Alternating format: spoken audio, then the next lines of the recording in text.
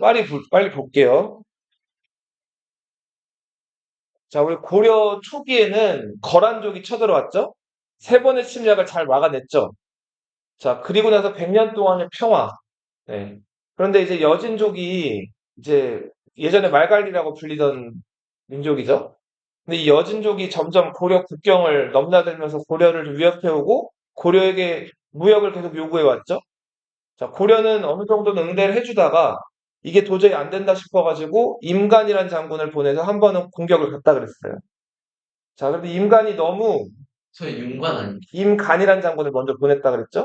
임간이 너무 깊숙이 들어갔다 졌죠. 그래서 고려 숙종이 윤관이라는 그 과거 시험 급제한 문관을 또 보내가지고 여진족이랑 싸웠어요. 자, 힘써 싸웠지만 여진족이 만만치가 않아서 윤관이 패하고 돌아왔어요. 그 다음에 숙종한테 건의를 해가지고 특수부대를 만들었죠. 말 타는 군대 신기군, 그리고 걸어다니는 군대 신보군, 그리고 스님들로 구성된 항마군. 자, 이렇게 골라서 뽑은 이런 부대를 별무반이라고 한다 그랬죠. 한때 말갈족이라고 불렸죠. 19페이지. 말갈이라고 해도 돼요. 네. 자, 그리고 여진족이 점점 커졌죠. 윤관이 적으면서 보시면 되겠죠. 신기군, 신보군, 항마군으로 이루어진 뭐를 창설했다? 별무반을 창설했죠. 여진족을 정벌한 다음에 여진족 살던 지역에다가 9개 성을 쌓았죠. 이게 뭐예요? 네, 맞아요. 근데 동북 구성은 지도 주고 시험 그 위치가 어딘지 나올 확률은 거의 극히 드물어요. 동북 구성의 위치가 아직 확정된 게 아니기 때문에. 그런데 여진족 한복판에다 그 성을 세웠기 때문에 방어하기도 어려웠고 결국은 여진족이 계속 달라고 요구했기 때문에 이거를 1년 만에 여진족에게 돌려줬죠. 자, 근데 이게 어떻게 보면 좀 실수였죠. 여진족이 점점 힘을 키워가지고 금을 건국했죠. 금나라. 거란족은 요나라. 여진족은 무슨 나라? 금나라. 금나라는 요나라를 멸망시킨 다음에 고려에다가 네. 그리고 요 이전에 세계사적인 얘기 하나 해줬었는데 금나라는 요를 멸망시킨 다음에 혹시 뭐 했는지 또 기억나요? 곰까지 멸망시켰어요. 맞아요. 송나라 공격해 들어가서 황제랑 황태자를 자기네 수도로 잡아갔다 그랬죠. 자, 이 사건을 송나라 연호가 정강이었기 때문에 정강의 변이라고 한다 그랬죠. 그래서 중국의 반을 금나라가 차지하고 송나라는 양쯔강 남쪽으로 쫓겨 내려갔어요. 자, 이렇게 해서 송나라가 뭐라고 불리게 돼요, 이제? 남송이라고 불리게 됐다 그랬죠? 이 금나라가 이 당시 때 12세기 세계에서 가장 강력한 나라였기 때문에 동양에서 고려는 금나라에게 머리를 숙이지 않을 수가 없었죠. 작은 나라가 큰 나라를 섬기는 거 4대라고 부른다 그랬죠?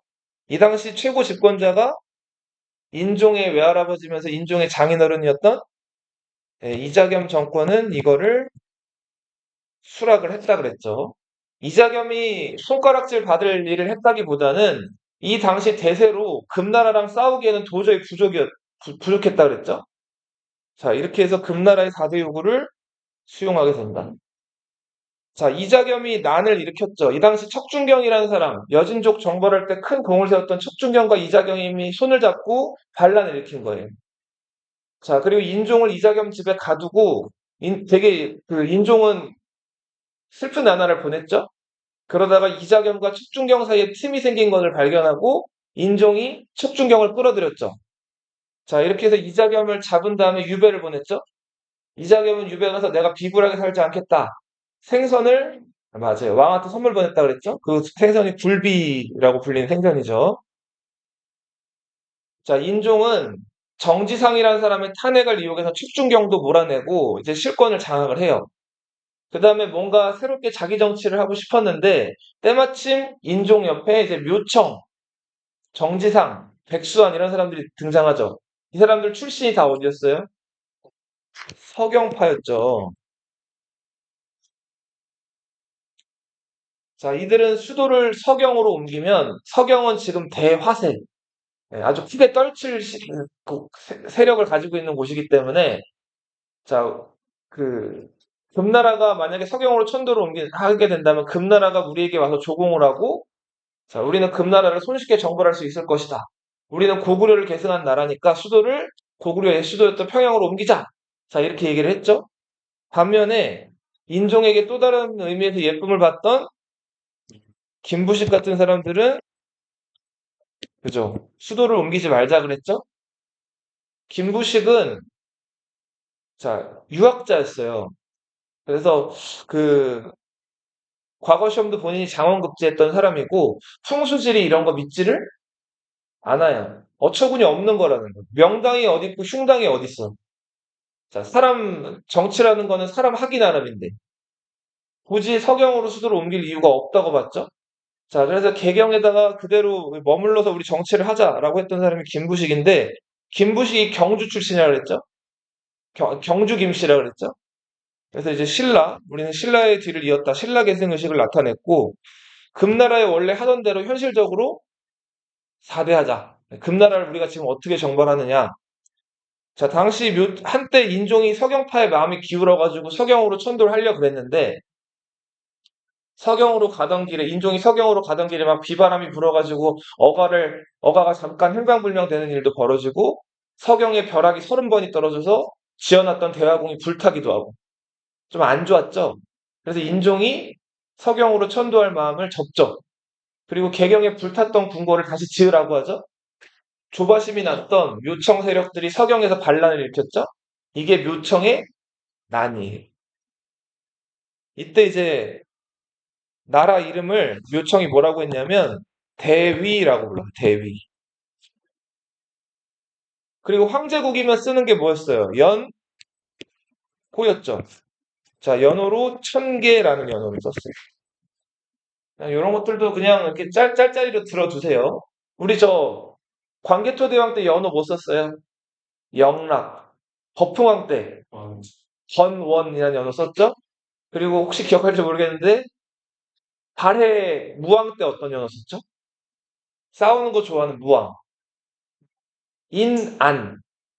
발해 무왕 때 어떤 연호 썼다고요? 인안. 그리고 이제 당나라랑 신라랑 사이좋게 지냈던 발해 문왕 때는 주교. 대흥이라는 연어를 썼어요. 다음 시간에 또 말씀드릴 테니까 기억해 두세요. 네. 대흥. 문왕 때 대흥. 예. 그리고 고려 광종 때도 연어를 썼죠. 청주 용두사지 철당간이라는 곳에서 광종 때 연어가 등장했죠. 중국이 막 혼란하니까 광종이 연어를 쓴 거예요. 광덕, 광덕, 준풍 이 연어를 썼죠. 네. 묘청 때는 나라 이름을 대위라고 하고 연호를 천계라고 했다.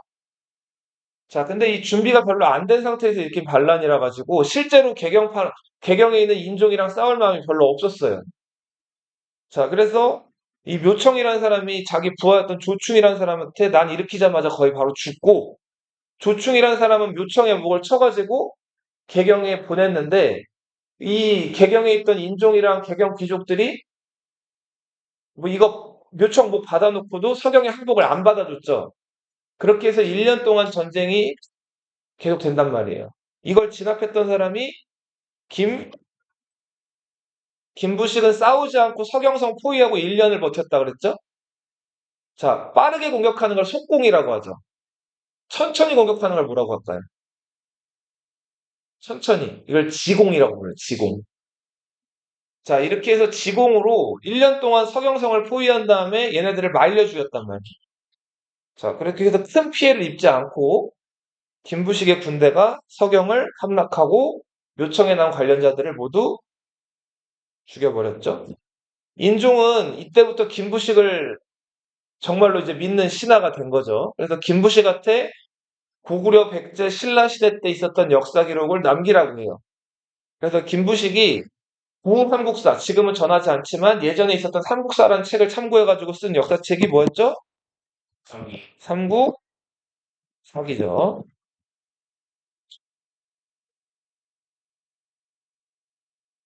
대왕의 기록을 본기라고 하고 인물의 기록을 열전이라고 해요.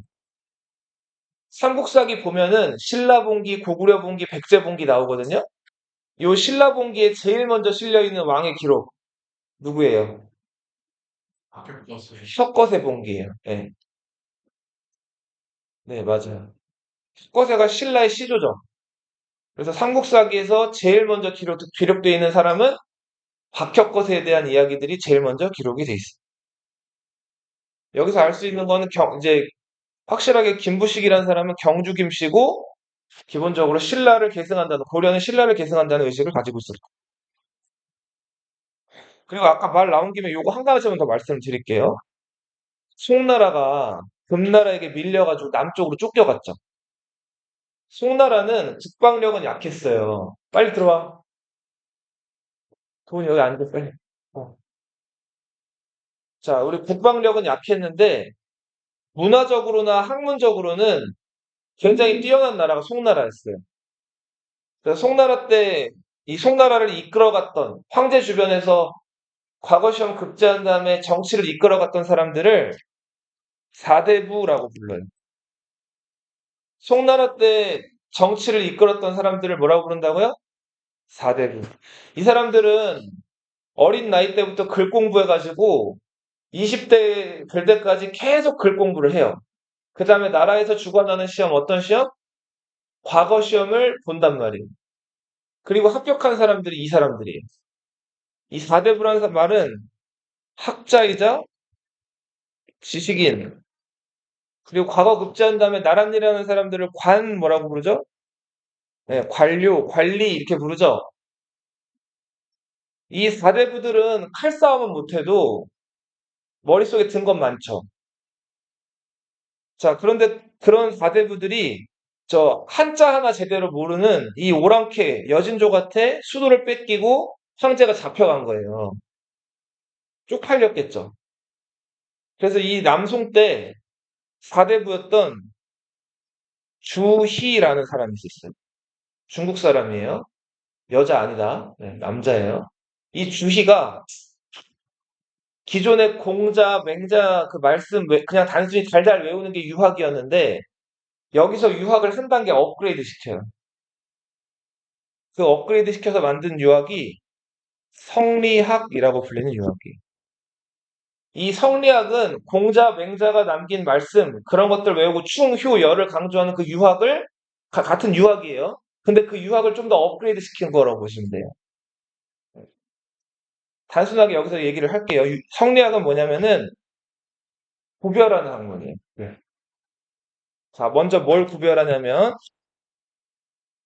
화, 이. 화가 뭐냐면 중국은 황하라는 그 진흙 튀기는 그 누런 강이 흐르죠. 긴. 황하 문명 들어봤어요? 네, 중국 그 4대 문명 중에서 중국에서 꼽힌 그 황하 문명 있잖아요. 자, 그 황하 주변에 살면서 그 중국 문화를 처음에 이끌어갔던 예전 중국의 하나라, 상나라, 주나라 고대 문명 때부터 중국 사람들을 중화라고 불러요. 이들은 중국 문명을 자기들이 이제 이끌어왔고 자기들이 그 세계의 중심이라는 그런 자신감, 자만심이 좀 있었어요. 자, 이들을 가리켜서 중화라고 부르고 그 중화라고 불리는 중국 사람들은 자기들 동서남북에 사는 그 중화 문명권에 해당하지 않는 사람들을 오랑캐라고 깔봤단 말이에요. 여기서 이는 오랑캐를 뜻해요. 자, 중국 사람들은 중화와 이 오랑캐로 세상을 나눠봤어요. 이게 화이론이에요.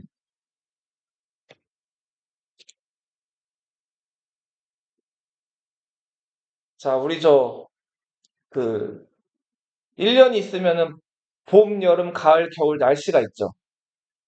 그쵸? 우리는 뭐 이제 푸른 잎이 이제 가을 돼가지고 이렇게 단풍이 들고 낙엽으로 이렇게 떨어지는 걸 보고 가을이 왔다는 것들을 알 수가 있죠.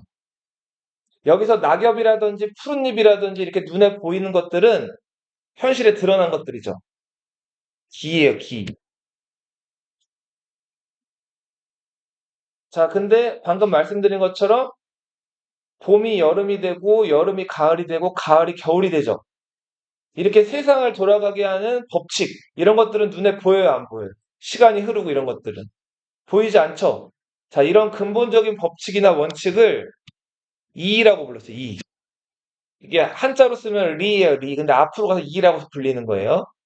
이렇게 세상을 이끌어가는 원칙 이와 현실에 드러난 이런 책상, 물병, 이런 거 다 기란 말이에요. 기로 나눠봤단 말이에요. 어떤 걸 더 높다고 생각했을까요? 근본적이고. 이를 더 근본적이고 높은 거로 봤어요. 자기들을 이라고 생각한 거예요. 여기서 이 화이할 때 이랑 이 이는 달라요. 이거는 오랑캐를 뜻하는 거고 이거는 이치, 세상 돌아가는 만물의 원칙 이런 것들 뜻하는 거예요. 자, 그리고 남자와 여자. 네. 앞에 쓴 것 두 글자 중에서 앞에 쓴 것들이 더 높이 치는 것들이겠죠? 중요시 하는 것들이고. 네. 여자는 남자에 비해 상대적으로 낮은 거예요. 성리학에서는. 예를 들면은 너희 그 부부라는 말 들어봤죠? 부부. 남자랑 여자 결혼한 부부라고 하잖아요. 자, 여기서 앞에 있는 부자가 그 남편을 뜻하는 부자거든요. 그거 우리 저 옛날에는 남편이라고 안 하고 그 한자 뭐라고 불렀는지 알아요? 서방님보다 조금 더 좀 뭐랄까 그 옛날 표현. 오이, 사위? 시방. 시방? 사위, 지아비부라는 말 들어봤어요? 지아비? 예. 자기 남편을 지아비라고 불렀다고. 예. 아빠는 그 너 입장에서 아빠인 거고, 자, 아내 입장에서 남편을 뭐라고 불렀다고요? 지아비. 그러니까 자기를 책임져 줄 아버지 같은 존재, 이런 존재로 여겼거든요. 그래서 아내가 남편을 하늘같이 모셔라 이런 뜻이었단 말이에요. 그 지압이란 말 자체에. 그래서 지압이 부자를 써보면 이렇게 써요. 하늘천 알죠? 하늘천인데 남편이 뭐보다 높다는 거예요? 하늘보다 높아서 이렇게 뚫고 나온 거란 거예요. 이해돼요? 자, 그래서 남녀에 있어서도 누굴 더 높게 생각했어요? 남자를 높게 생각했어요. 그리고 적서. 적은 뭘까요? 적합하다 이런 뜻이에요. 서는 두 번째, 세 번째 그 좀 이렇게 떨어지는 것들. 여기서 그 아들 중에서도 정식 부인의 자식들을 적자라고 부르고 남편이 아내 말고 두 번째, 세 번째 좀 예쁜 여자들 추가로 부인 더 데리고 그냥 첩이라고 하죠. 이 첩의 자식들을 서자라고 불러요. 자, 성리학에서는 철저하게 누구를 높였다? 적자들을 높여요. 예. 그리고 뭐 이런 것도 장자, 여러 자식들 중에서 맏아들을 장자라고 부르죠. 둘째 이하를 차자, 삼자, 사자 이렇게 부르잖아요. 장자, 차자 중에서도 누구를 제일 높였어요? 장자를 제일 높다고 봤다.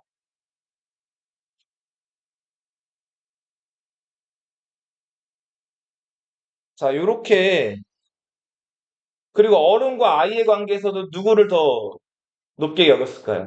어른. 그래서 아이들은 항상 어른에 대한 예절을 다해야 되고, 네, 어른에게 공경을 표해야 됩니다. 반면에 어른은 아이들을 훈육하고 교육을 해야 되는데, 때론 그 과정에서 어른들이 워낙 권위들이 높기 때문에 예전에 어떻게 많이 했어요? 매를 많이 맞았어요. 선생님도 어렸을 때 매를 많이 맞았거든요, 부모님한테. 근데 그게 선생님만 그런 게 아니라 선생님 또래 친구들은 다 그렇게 자랐어요. 그리고 선생님 어렸을 때만 해도 중고등학교 때 학교에서 선생님들한테 매를 많이 맞았어요. 예. 선생님 때는 저 중상고등학교 나왔는데 학기책을 때렸어요. 학기책 나무로 만들었는데 이걸 양쪽을 잘라가지고 이렇게 매를 가지고 다녀요. 선생님들이 그 테이프로 감아요. 그러니까 그거로 이제 교문 앞에서 이 풀스윙을 하는 거예요. 지각하거나 이러면 허벅지를 맞죠.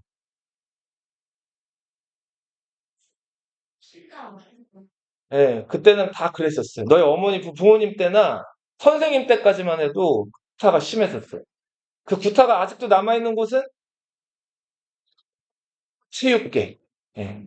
체육계는 요즘 많이 없어졌다고 하지만 여전히 구타나 이런 것들이 좀 남아있긴 하죠. 예. 그 이제 엘리트 체육이 아니라 취미 체육 말고.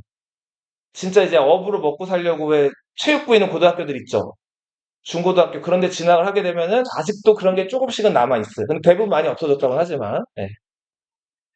자, 아무튼 이렇게 구분하는 학문인데 이 성리학이 왜 만들어졌냐면 아까 얘기했던 이 송나라 사대부들 입장에서는 금나라한테 오랑캐한테 진 게 너무 분하고 싫은 거예요. 그래서 너희가 우리 지금 힘이 좋아가지고 우리 수도를 뺏고 황제를 잡아갔지만 우리가 정신적으로는 지지 않았다. 자, 이런 것들을 합리화하기 위해서 자, 지금 중화의 중심이 뺏겨가지고 우리가 남쪽으로 도망와 있지만 우리는 이렇게 우월하기 때문에 언젠가는 다시 이쪽으로 돌아갈 거야. 자, 라는 취지에서 만들어진 학문이 뭐다? 성리학이다. 남송은 이제 금나라보다 더 센 몽골이 세운 원나라한테 아예 멸망을 당하죠. 예. 자, 결국은 돌아가지 못하죠. 하지만 이 학문은 계속해서 남아서 연구가 되고 발전이 되죠. 그리고 마침내 원나라 때 그 과거 시험 과목으로 채택이 되면서 그러니까 수능 과목이 된 거예요. 수능 과목이 되면 사람들이 다 어떻게 해야 돼요? 다 공부를 해야 되죠. 그래서 이때부터 성리학은 지식인들 사이에서 소위 말하는 대세가 돼요. 그리고 이 원나라에서 고려로 이 성리학이라는 학문이 넘어오게 된다. 거기까지만 얘기를 하고 이제 넘어갈게요. 네. 자, 그리고 그러다가 이자겸의 난, 묘청의 난 이런 것들이 이제 일어났고 이런 걸 제압을 됐는데 결국은 어, 이 문벌귀족들이 이제 막 개경해서 특권을 누리고 살던 삶이 바뀌질 않았죠. 자, 그런 가운데 거란족이 쳐들어왔을 때, 여진족이 쳐들어왔을 때 목숨 걸고 싸웠던 무신들은 대우가 좋지 않았단 말이에요. 자, 그 무신들이 결국은 불만을 폭발을 하죠. 이게 무신 정변. 자, 고려는 이 사건, 무신 정변을 그 전으로 해가지고 그 앞을 전기라고 부르고 무신 정변 뒤를 고려 후기라고 불러요. 이렇게 후기. 자, 정중부 이의방이 보현원에서 문신들을 대거 죽였죠? 문신에 관을 쓴 자들은 씨를 말려라 이렇게 얘기를 했다 그랬죠? 그리고는 의종을 폐위하는 거제도로 유배를 보내고 새로 명종, 의종의 동생이었던 이양궁 왕후를 명종으로 세웠죠? 자, 처음에는 집권자들이 막 이렇게 바뀌었죠? 자, 이들은 어디 모여서 토론했어요? 중방이란 곳에서 모여가지고 서로 중요한 일들을 결정했죠. 자, 근데 이들 대부분이 글을 잘 몰랐다 그랬죠. 글도 모르는 상태에서 지들끼리 모여가지고 목소리 큰 사람, 사병 많이 데리고 있는 사람, 그런 군인들이 권력을 막 휘두르는 거예요. 첫 번째 권력자는 이의방이었죠. 이의방은 그 의종이 보현원 행차할 때 결룡 행수, 경호실장이라 그랬죠. 품계는 낮았지만 힘도 세고 좀 실력이 있던 사람이었는데 이고, 채원 이런 사람들이랑 정변의 주동자였죠. 그래서 정중부를 제치고 처음에는 권력을 휘둘렀어요. 너무 욕심을 부렸죠.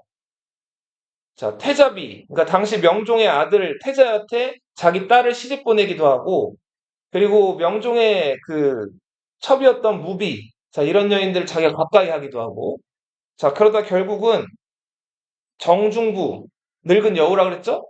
정중부와 그 아들 정균한테 기습을 당해가지고 이의방이 죽죠. 그리고 이의방이 살아생전에 당시 그 경주에 와 있던 의종, 폐위된 의종을 어떻게 했어요? 자기 부하였던 이의민을 보내죠. 그 다음에 이의민이 그 의종을 허리를 꺾어가지고 죽여버렸죠? 그 다음 연못에 버렸다 그랬죠? 기억나죠?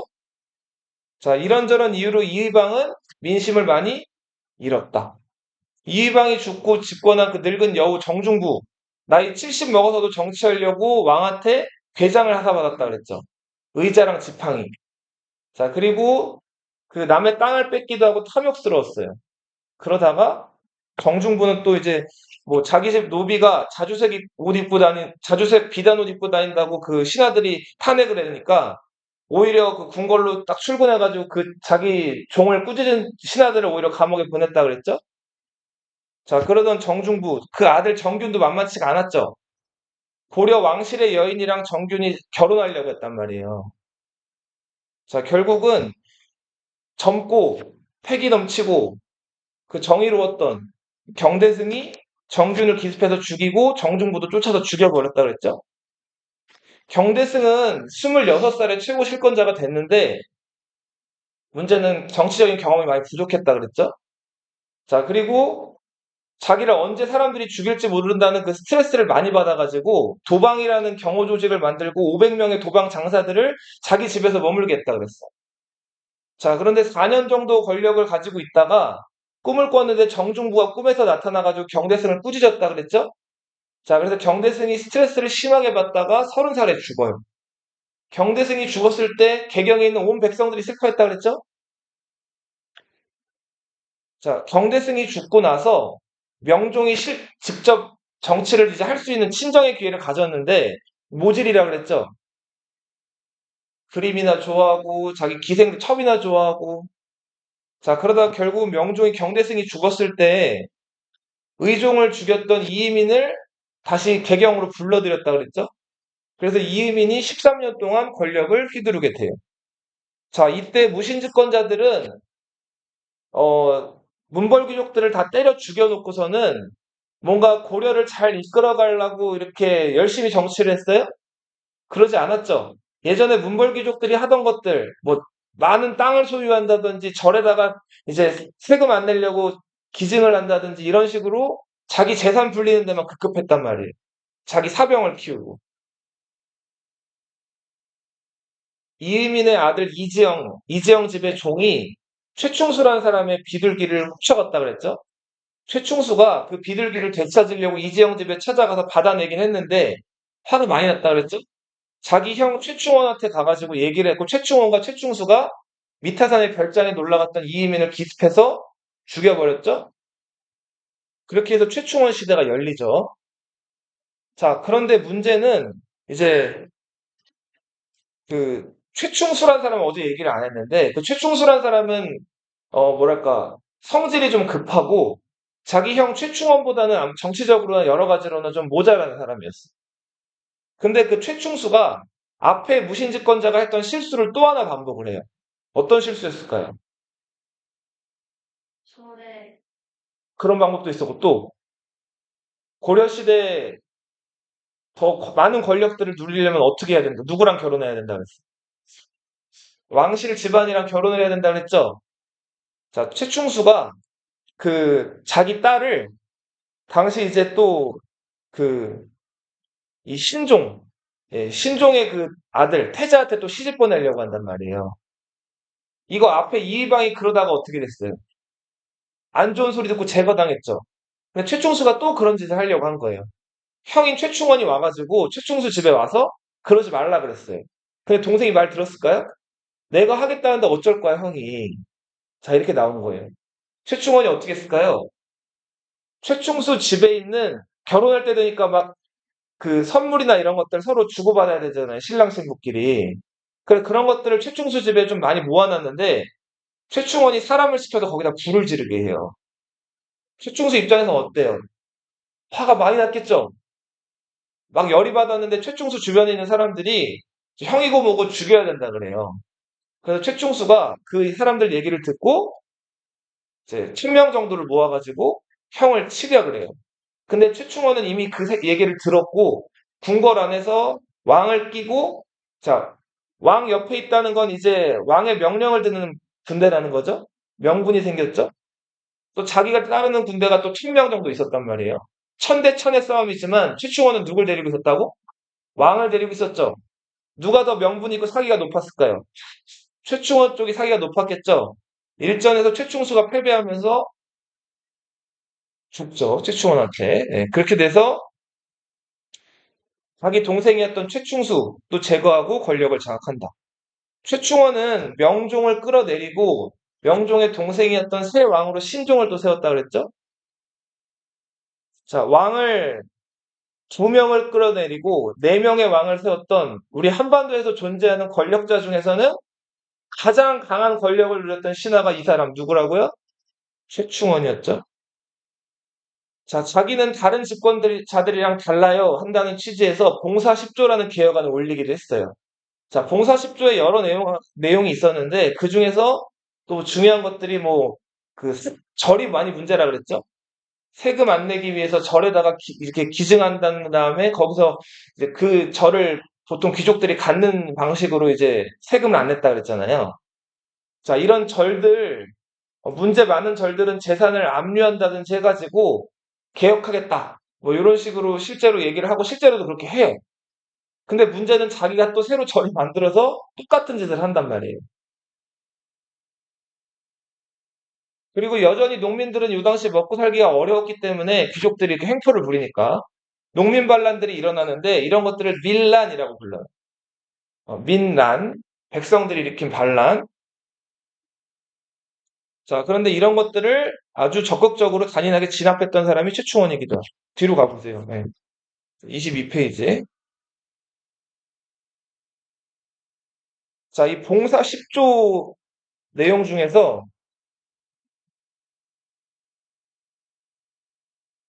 사찰, 불법적으로 많은 그 재산 기증을 받아가지고 재산을 많이 보유하고 있는 사찰의 재산을 빼앗아라. 네, 그런 내용들이 들어가 있었거든요. 자, 그렇게 해서 이 사찰에 대한 대대적인 이제 좀 탄압이 들어갔는데 이 절에 살던 스님들이 이거 좋아했겠어요? 안 좋아했겠죠. 그래서 불만이 많았던 그 절의 스님들 800명이 모여가지고 최충원을 몰래 기습을 해요. 자, 근데 최충원이 데리고 있는 근위병력이 많아가지고 이거를 무찌른단 말이에요. 최충원은 이 사건을 계기로 언제 자기 목숨이 또 위험할지 모르겠다 이렇게 느껴요. 그리고 또 최충원이 그런 일도 있었죠. 믿었던 왕이었던 희종이 자기를 궁으로 불러들인 다음에 궁궐문을 닫고 자기를 죽이려고 그랬죠.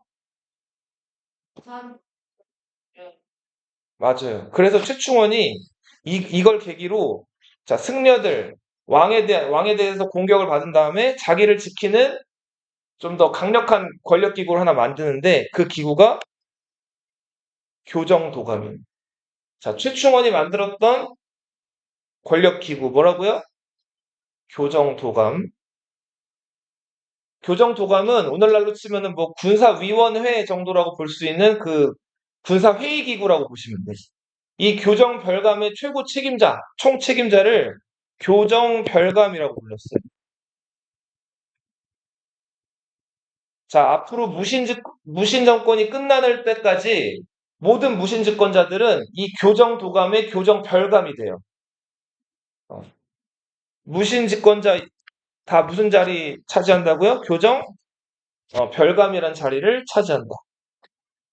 그리고 언제 목숨을 잃을지 모르기 때문에 경대승 때 만들었던 도방이란 기구 이름을 그대로 가져와서 자기 경호부대를 더 강화를 해요. 도방은 6번으로 이루어졌다 그래요. 자, 번이 뭘까요? 번. 번호할 때 번이기도 하거든요. 너희 주번, 당번 들어봤어요? 주번, 당번? 주번, 당번이 맨날 주번, 당번이에요? 돌아가면서 하죠? 이 번은 돌아가면서 한다라는 뜻이에요. 그래서 6번은 교대로 이제 최충원을 지키는 부대라는 뜻이에요. 부대가 몇 부대? 6부대. 한 부대에 대략 500명. 그러면 500 곱하기 6 하면 몇 명이에요? 3,000명이죠? 최충원을 경호하는 부대가 3,000명이었단 말이에요. 근데 이게 나중에 최충원의 아들 최항 때는 36번까지 들어요. 오, 좋은 지적이에요. 그거 어떻게 쓸까요? 그죠? 나라 들어오는 세금 있죠? 그 세금 일부를 이 36번에게 할애를 한단 말이에요. 처음에는 최충원 개인 재산으로 이걸 하다가 자, 이게 너무 인원수가 많아지니까 이 도방은 원래 사병이었거든요. 얘네를 나라병사로 편입을 시키는 거예요. 그러면 얘네는 이제 원래 국가 공무원이 된 거죠. 국가 공무원인데도 누구를 위해 일해요? 최충원을 위해 일해요. 자, 최충원은 신하고 개인, 어떻게 보면은 신하잖아요. 왕실의 왕족이 아니죠. 그쵸. 근데 왕을 허수아비로 자기가 올려놓고 자기가 마치 왕인 것처럼 그렇죠. 페이도 마음대로 하고 이런 자기의 어떤 사병 조직도 마치 공무원들 월급 받듯이 세금으로 운영을 한 거예요. 이락골이 말이 아니었겠죠? 근데 이 최충원은 자기를 암살하려는 시도가 여러 번 있었지만 그거를 번번이 다 물리쳐내고 이겨낸단 말이에요. 그래서 최충원이 1196년부터 이게 이의민을 죽인 해예요. 1219년까지 이때가 자기 죽을 때거든요. 자, 무려 23년 동안 권력의 그 1인자로서 한 번도 권력을 놓친 적이 없다. 자, 최충원이 70이 넘었어요. 73살. 자, 몸이 점점 약해가는 걸 느끼고 자기가 죽을 때가 온 걸 느껴요. 최충원에게는 아들이 여럿 있었는데 그 중에서 최우, 최향이라는 두 아들이 있었어요. 최우는 고려사의 최우라고도 나오고 최이라고도 나와요.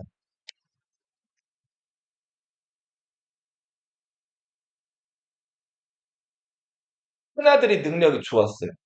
왜? 부모가 자식을 제일 잘한다 그랬죠? 여러 아들들 중에서 이 최우가 능력이 탁월했단 말이에요. 아버지 밑에서 일찍이 좀 정치에도 참여하고 아버지가 보기에 믿음직스럽고 괜찮은 아들이. 그래서 최충원은 자기 권력을 큰아들한테 물려줄 생각이 있었어요. 근데 하루는 근데 최충원은 자기 아들들 말고도 자기 주변에 오른팔 왼팔 같은 여러 신하들이 많았겠죠. 그 신하들 상장군 그러니까 무신들 중에서 제일 높은 장군을 상장군이라고 했죠. 정중부도 상장군이었잖아요. 상장군 지윤심 그리고 대장군 최준문 낭장 유송절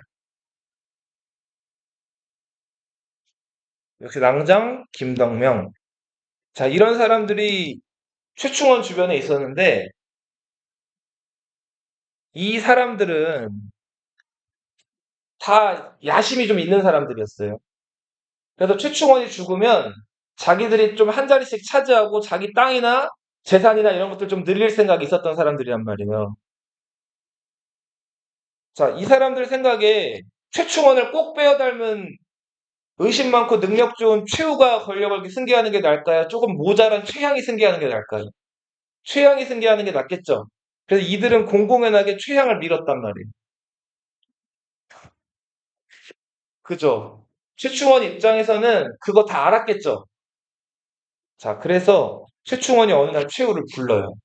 그 다음에 내가 죽거든. 내 장례식장에 최우 너 오지 마. 이렇게 얘기를 해요. 자, 큰아들한테 아버지 죽었는데 장례식에 오지 말라고 한 거예요. 이게 말이 돼요? 너희 만약에 언젠가 부모님 먼저 돌아가시겠죠? 자, 부모님 돌아가시고 아버지 돌아가시면 그 추상집 치르겠죠? 장례식 치를 거 아니에요. 그럼 그 초상이 났을 때 그 초상집을 지키는 주인이 누구예요? 상주라고 하죠, 상주. 그쵸? 그걸 자식이 한단 말이에요. 자식 중에 어떤 자식이에요, 그거를? 유교적으로 치면은 맏아들이 한단 말이에요. 어. 그 맏아들이 상주가 된다고. 그래서 왜 장례식장 가보면은 그 영정사진 있고 이렇게 뭐 위패 같은 것들 있잖아요. 향 사르고 여기서 조문객들 오면은 절하잖아요.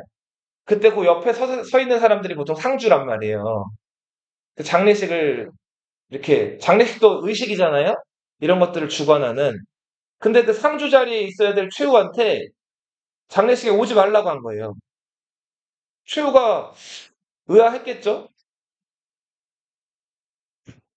근데 최후는 아버지 말을 잘 들어요. 자, 최충원이 마침내 몸이 정말 안 좋아졌고, 그러니까 악기 연주하는 사람들을 이제 궁으로 불러오게끔 해요. 그 다음에 그 악공들이 그 연주를 막 신나게 하라 그래요. 그럼 악공들이 막 그 얘기 듣고 연주를 열심히 했겠죠? 그리고 잔치를 열어요. 그리고 술자리를 벌여서 술을 마시다가 최충원이 그 자리에서 죽어요. 자연사. 예. 자기가 죽을 거를 마치 알고 있었다는 듯이 딱 죽는단 말이에요. 예. 자, 최충원이 죽었는데, 최충원이 죽었으니까 장례식이 열렸겠죠? 자, 그런데 상주여야 될 최후가 최충원 장례식장에 나타나지를 않는 거예요. 자, 그래서 최후의 동생이었던 최향이 어떻게 된 일인지 의심스러워가지고, 자, 최후한테 사람을 보냈어요. 근데 사람을 보내도 최후가 몸이 아프다 이런저런 핑계를 대면서 장례식장에 코빼기도 안 비치는 거예요. 자, 최향 주변에 있던 이 장군들의 생각은 최후가 장례식장에 오면 어떻게 버리려고 그랬을까요? 죽여버리고 자기들이 최향한테 권력을 이제 승계할 생각이 있었던 거예요. 최충원은 이거를 알고 최후 보고 장례식장에 오지 말라 그런 거예요. 최후가 최양 쪽에서 부르고 불러도 끝까지 안 와요. 조바심이 났던 자, 이 지윤심, 최준문 요 둘이 최후를 찾아간단 말이에요. 찾아가자마자 어떻게 했을까요? 잡은 다음에 유송절이라는 사람도 같이 왔을 때 같이 다 죽여버리죠. 자, 김덕명이라는 사람이 이 최양 쪽 상황이랑 사실을 이 최후한테 사실은 이제 밀고를 다 했어요. 그래서 이 김덕명이라는 사람의 배신으로 최후가 이 최양 쪽 동향을 좀 잘 알고 있었고 결국은 이들을 다 제거한단 말이에요. 오른팔 왼팔이 잘려나간 최양도 별 힘을 쓰지 못하고 형인 최후한테 잡혀서 유배를 간단 말이에요. 네, 죽이진 않고. 자, 이렇게 해서 아버지 장례식에 참여하지 않았던 최후가 아버지 뒤를 이어가지고 최고 권력자가 됐죠? 그럼 최우는 허무하게 죽은 거예요? 누구? 최우요. 최우는 최향이. 최양이. 그죠? 최향이 허무하게 죽은 거고, 최우는 장례식에 가지 않고 적들을 미리 다 자기 집으로 이제 불러들여가지고 제거를 하게 된 거죠. 그러면은 네. 최우가 혼자 세 명을 다 죽이겠죠? 그렇죠. 최우 집으로 왔던 사람들이 잡혀서 다 죽임을 당한 거죠.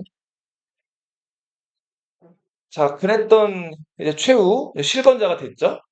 자, 최우는 보세요.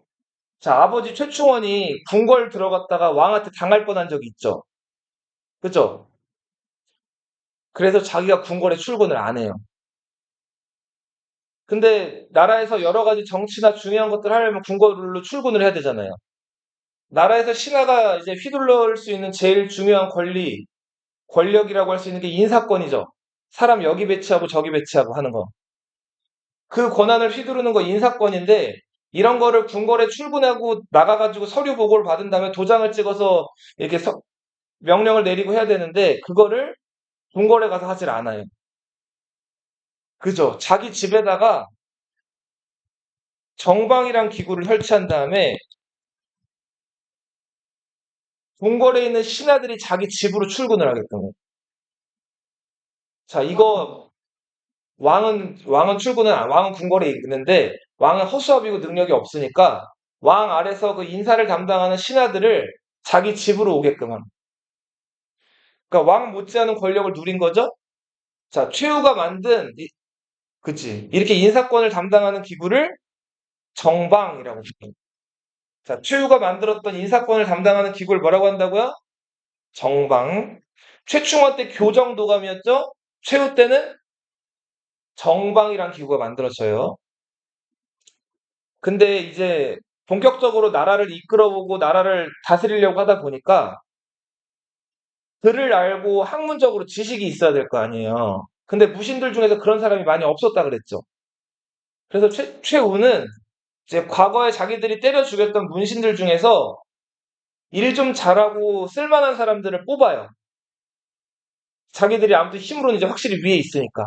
그 사람들을 뽑아서 일을 시키는데, 자, 최후가 사람을 뽑을 때 썼던 기준이 능문, 능리예요. 그래서 능이라고 하는 거는 능하다, 가능하다 이런 뜻이고, 문은 문장 실력, 리는 실무 능력. 자, 이렇게 해서 능문, 능리한 사람들을 뽑아가지고 일을 시키는데, 자, 이런 사람들을 뽑는 기구를 서방이라고 했고, 서방이란 기구보다 중요한 게, 이 능문, 능리한 사람들을 뭐라고 불렀냐면, 사대부라고 불렀어요. 뭐라고 불렀다고요? 사대부. 이들은 무신정변 당시에 많이 죽임을 당해가지고 숨죽이고 있던 문신들이 대부분이었어요. 자, 이전까지는 무신들이 말 그대로 자기들 마음대로 중방 같은 데 모이고 이런 데서 권력을 막 휘두르다가 이제는 이 사대부들이 최후 밑에서 행정실무를 담당하게 된 거예요.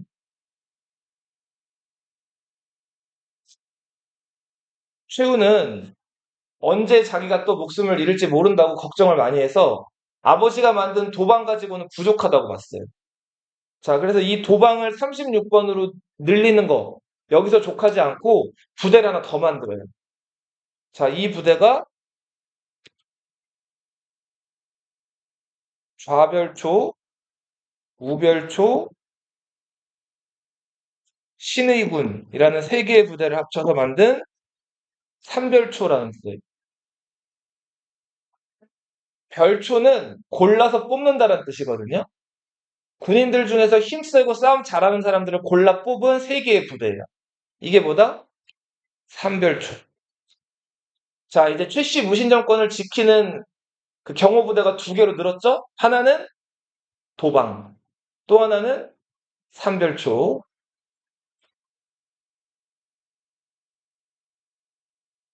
자, 이제 최후 정권 얘기를 하면서 좀 또 다른 외적들이 쳐들어오는데 어느 부족이 쳐들어온다?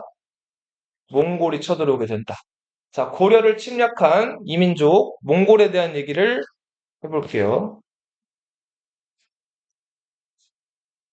자, 세계사 얘기를 조금 하고 쉴 건데 봐요.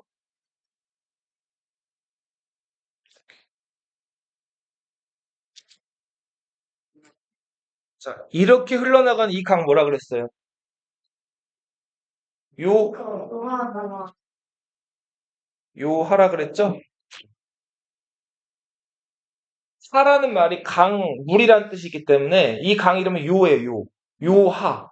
요하의 동쪽을 요, 동. 요하의 서쪽을 요, 서. 네. 자, 여기 원래 요 나라가 있었죠. 거란족이 세운. 그거를 여진족이 세운 어느 나라가 멸망시켰어요? 금나라가 멸망시켰죠. 금나라는 여기서 그치지 않고 송나라까지 쳐들어와서 송나라를 남쪽으로 쫓아냈죠. 그게 남송이죠. 고려. 금나라가 워낙 힘이 세가지고 한 100년 정도 금나라 천하였어요. 근데 금나라가 남송을 완전히 멸망시키진 못해요. 이 남송, 이 남쪽에는 그 되게 습하고 강이 많단 말이에요. 근데 금나라 기병들이 강 많은 곳으로 쳐들어가서 효과적으로 전투하기 어렵잖아요. 남송은 지리적인 여건으로 금나라를 수비를 해냈어요. 힘은 약했지만. 대신에 정신적으로 승리하는 학문을 만들었다 그랬죠.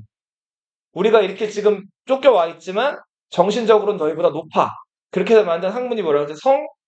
성리학이라는 학문이 만들어졌다 그랬죠? 자, 근데 100년 있다가 좀 상황이 바뀌어요.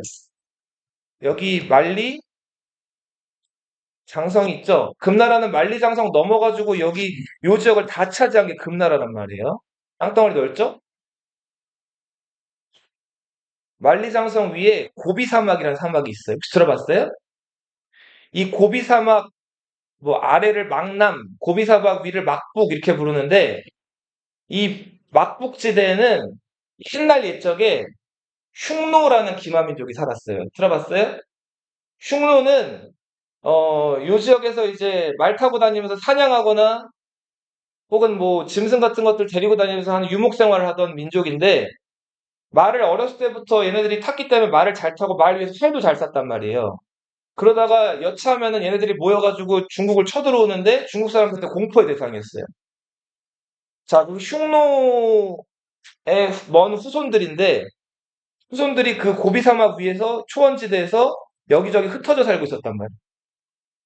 오이라트족, 타타르족, 나이만족, 케레이트족, 몽골족. 자, 이런 부족들을 흩어져 살고 있었는데 몽골족이 통일을 해요. 자, 이 몽골은 여기 흩어져 살던 흉노 후예 중에서 여러 부족들 중에 한 부족 이름을 몽골족이라고 했어요. 이 몽골족에서 탁월한 영웅이 등장했는데 그 영웅이 칭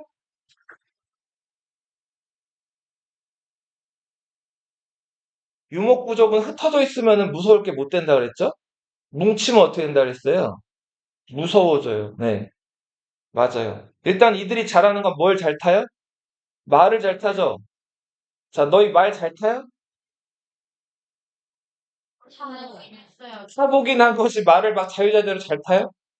그렇지 않죠. 탈 기회가 없죠. 그죠? 근데 너희들도 어렸을 때도 탔으면 잘 탔을 거란 말이에요.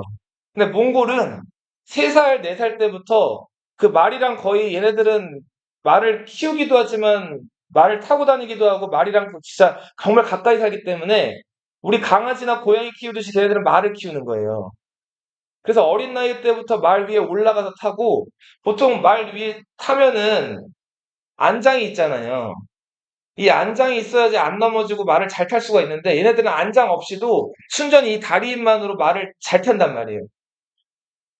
그쵸. 여기 허벅지들이 어렸을 때부터 말을 자주 타다 보니까 이게 발달을 해가지고 자, 그리고 말 위에 잘 올라탄 다음에 말 위에서 심지어는 활도 잘 쏴요. 사냥을 해야 되니까. 자, 그래서 얘네들은 그 아무튼 어렸을 때부터 말을 잘 탔기 때문에 전쟁만 일어났다 하면은 말 타고 다니면서 막 적진을 휩쓸고 그 굉장히 전투력이 높았어요. 자, 근데 그 몽골 부족이 일어나가지고 금나라를 압박하기 시작을 해요. 자, 금나라는 몽골이랑 처음에 싸워봤는데 이게 만만치가 않은 거예요. 자, 그러면서 몽골에게 계속 밀려요. 그리고 요 지역, 원래 금나라가 자기네 고향이라고 할 수 있는 요 만주 지역, 요동 지역이 이제는 금나라가 가기가 어려운 땅이 돼버렸어요. 몽골이 여기 세력권이 돼버리면서. 자, 그래서 과거에 이 금나라가 여기 요 나라 멸망시키면서 거란족들을 다 점령을 했거든요. 여기 거란족이 금나라 지배를 받고 살고 있었어요. 그런데 몽골이 요 지역으로 쳐들어오게 되면서 이 거란 부족들을 몰아세우기 시작을 해요. 예. 금나라는 어떻게든 여기서 지배력을 유지하려고 여기에 금나라 장군을 보내요. 병력을 좀 줘가지고. 그 다음에 지금 몽골 내려오는 걸 막으라고 했는데 이 금나라가 파견한 장군, 호선 만노라는 장군인데 그 장군이 어차피 몽골은 막기도 어려울 것 같고 여기서 그냥 내가 지금 군사도 좀 있겠다. 여기 내가 좀 알고 있으니까 독립을 하자. 그래가지고 여기다가 동진이란 나라를 하나 세워요. 자, 거란은 몽골족의 침략에 대해서 결국은 못 견디게 되고 도망을 쳐 내려오게 되는데 도망갈 곳이 어디밖에 없어요. 그죠? 자, 이렇게 해서 고려 쪽으로 내려오게 된 거예요. 동진도 이 거란족을 같이 추격해가지고 고려 쪽으로 내려오게 돼요. 자, 그래서 갑자기 요 13세기 초반에 고려에서 되게 어수선한 상황이 전개가 되는데 자, 먼저 이 거란의 잔당들, 이 잔당들을 고려사에서는 거란, 유종 이렇게 부르거든요. 유종은 유는 남겼다란 뜻이에요. 종은 종자란 뜻이고 거란의 남은 종자들이 몽골의 침략에 못 이겨내고 고려로 도망쳐 내려오기 시작해요. 근데 거란 유종만 내려온 게 아니라 거란 유종을 쫓아오는 누구도 몽골도 그리고 동진이란 나라의 그 여진족들도 거란 유종을 쫓아서 같이 내려오게 된 거예요. 고려 입장에서는 하나도 부담스러운데 몽골 동진 세력 해가지고 세 개의 세력이 갑자기 고려 쪽으로 쳐들어오게 된 거예요. 고려 입장에서는 어땠을까요? 무서웠겠죠? 요 무렵이 최충원 죽기 한 3년 전. 예. 최충원이 아까 1219년에 죽었다 그랬죠? 거란군, 정확하게 얘기하면 거란, 유종, 거란의 잔당들이라 그랬어요. 금나라의 지배를 받고 있던 이들이 고려로 밀려 내려오게 됩니다. 자, 몽골 군대는 거란 유종을 쫓아서 내려오는데 몽골 군대만 온 게 아니라 누구도 같이 내려왔다 그랬죠? 동진, 예. 금나라가 파견한 여진족 장군 토성만노가 세운 동진이란 나라 군대도 고려로 같이 진군하겠대요.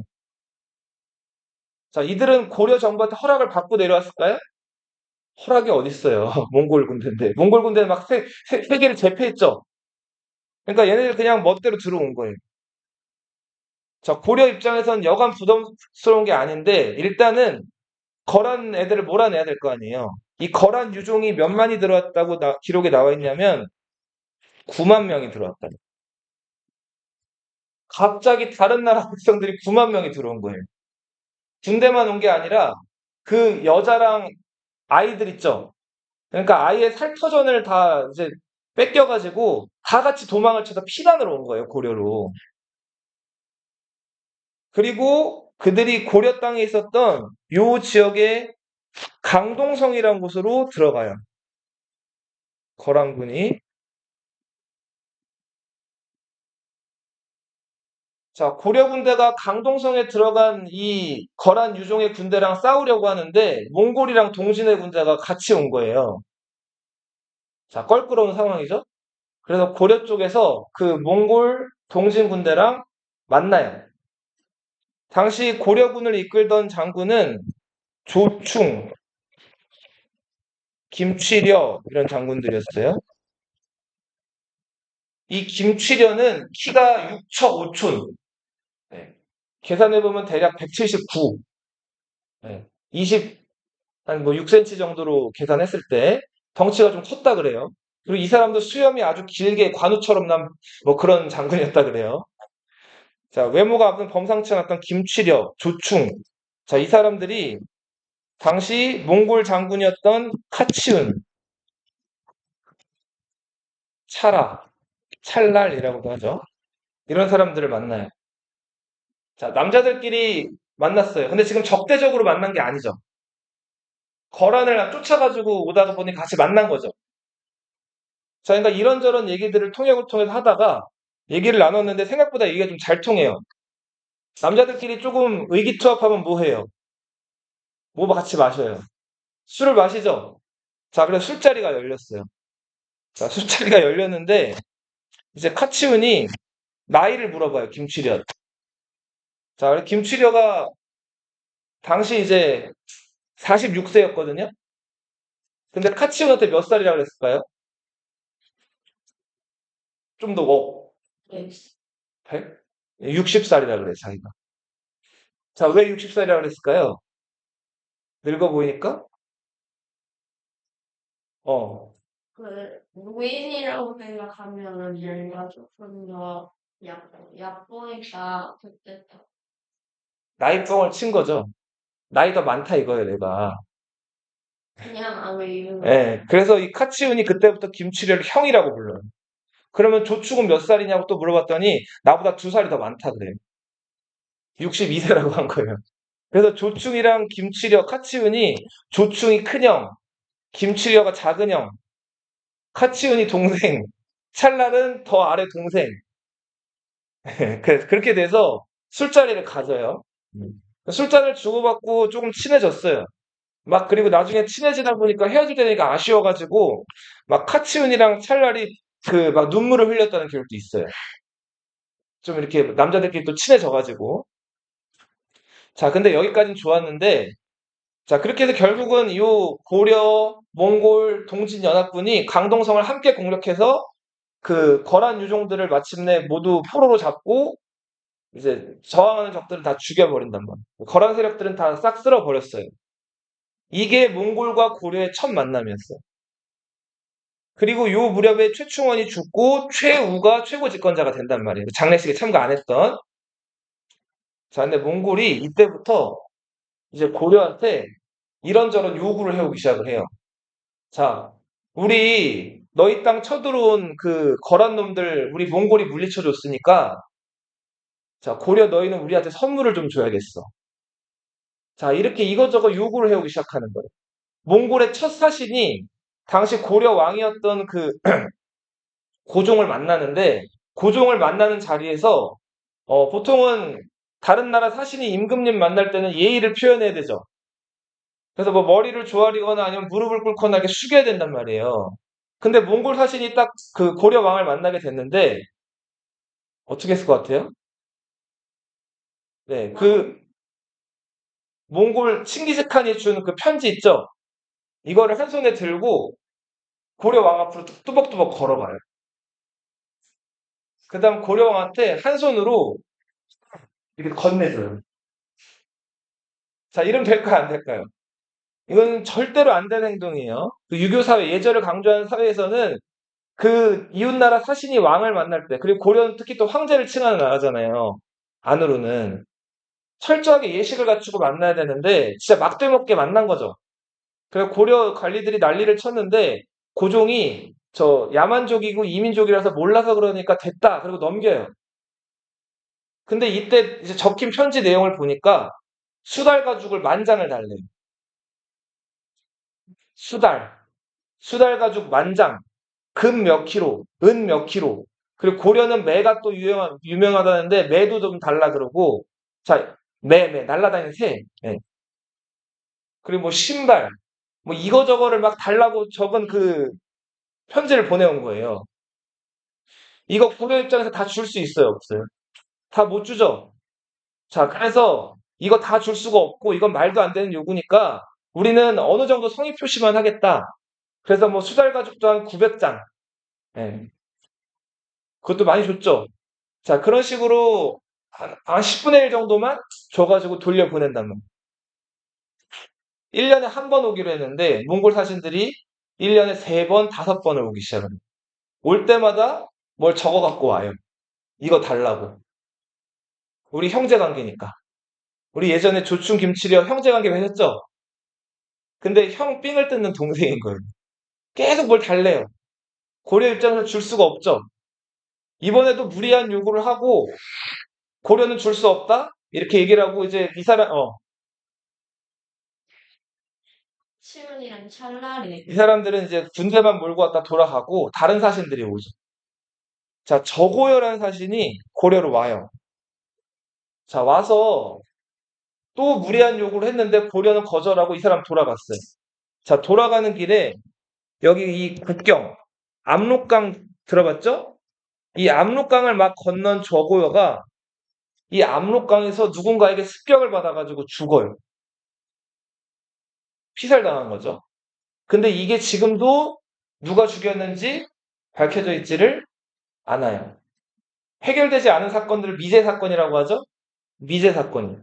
근데 몽골 쪽에서는 어떻게 주장했냐면, 그치. 우리가 무리한 요구, 그러니까 우리가 요구한 것들을 들어주지도 않고, 우리 사신을 막 고려가 죽였다. 이렇게 주장을 한 거예요. 고려 쪽에서는 우리는 그런 적이 없다. 저기 저 여진족이나 아니면 거란족 잔당들이 죽였을 것이다. 이렇게 계속 얘기를 했어요. 근데 몽골은 이 얘기 들어주지를 않죠. 자, 그리고 벼르고 벼르다가 몽골이 고려를 쳐들어온다. 이게 몽골의 1차 침략이에요. 여기까지 하고 쉬었다.